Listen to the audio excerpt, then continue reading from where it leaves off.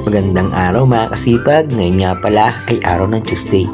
Also, vacation tayo. At ngayon nga pala ay papunta tayo sa Marinduque para celebrate ang 84th birthday ng aking tatay.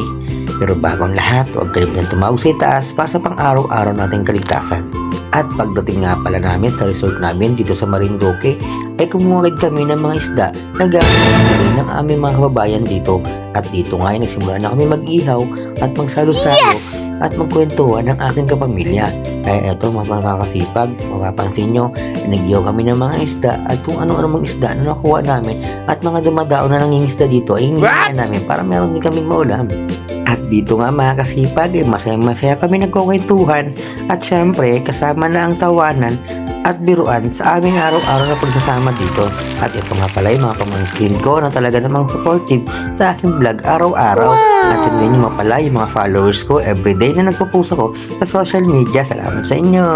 At dito nga mga kasipag ay oras na ng pananghalian at ito ay nagsalo-salo na kami sa aming niluto ngayong araw. Ito nga pala ay nagluto kami ng sinigang na mga isda at syempre mga prito at ihaw na talaga namang napakasariwa dahil bagong huli galing dito sa dagat sa aming resort. Kaya eto mga kasipag ay samahan nyo kaming kumain.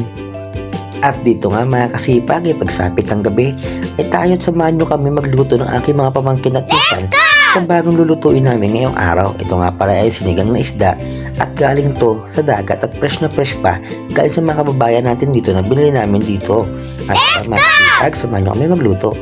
At dito nga mga kasipag, ay si Kasipag na naman ang tagaluto nyo. Kaya eto, nagsimula na tayo maghiwa ng mga rekado na gagamitin sa ating ginisa or sinigang na isda. Kaya eto, tinulungan nga pala ako ng aking mga pamangkin maghiwa at magtanggal ng mga gulay. Kaya eto, hiwa at hiwa pa rin tayo at napakasaya nga nila.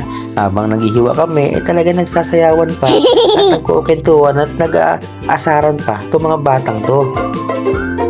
At dito nga mga kasipag, ay na tayo, nailagay na rin natin ang gulay at inaantay na lang natin pumulo para naman matikman natin at kung tama ba ang teksyon na nilagay natin dito sa ating lulutuin ngayong araw. At eto na nga mga kasipag, ang inaantay ng lahat, ang kainan time.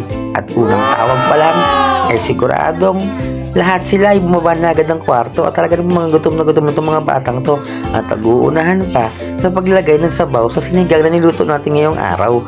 At dito kung mapapansin nyo ay talaga namang masasaya sila at talaga nag-aagawan sa pagkain kasi nga mga gutom na itong mga batang to.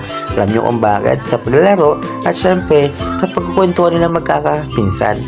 Kaya ito mga kasipag, samahan nyo kaming kumain at tikman ang napakasarap na panghapunan namin ngayong araw. At tadya ko nga dito mga kasipag ay talaga namang uubusin ang napakaraming kanin at ulam ngayong gabi. Kaya mga kasipag, samahan nyo kaming ubusin ang lahat ng inhanda ko ngayong araw.